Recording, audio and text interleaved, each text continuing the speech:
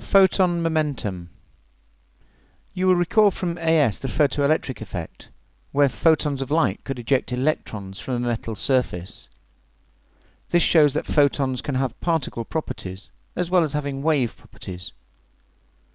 This is known as wave-particle duality. Well, photons can have momentum, even though they are massless.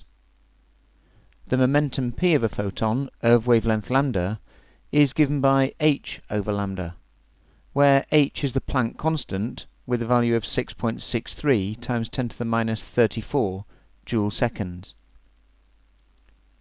Also, as lambda equals c over f, wave speed over frequency, we can substitute for lambda to give this expression: momentum p is equal to hf over c.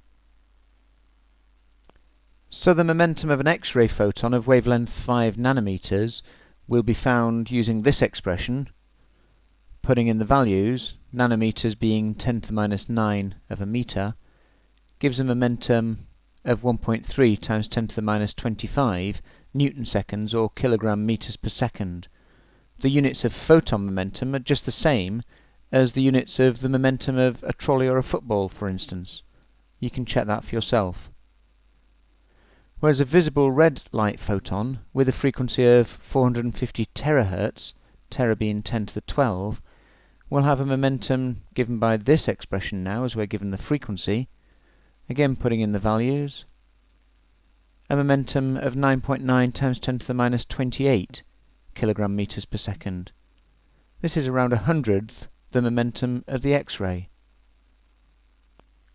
It is this photon momentum that produces the radiation pressure which prevents stars from collapsing under gravity. The photons leaving the core of the star will transfer their momentum to the particles that either absorb them or reflect them as they try to leave the star.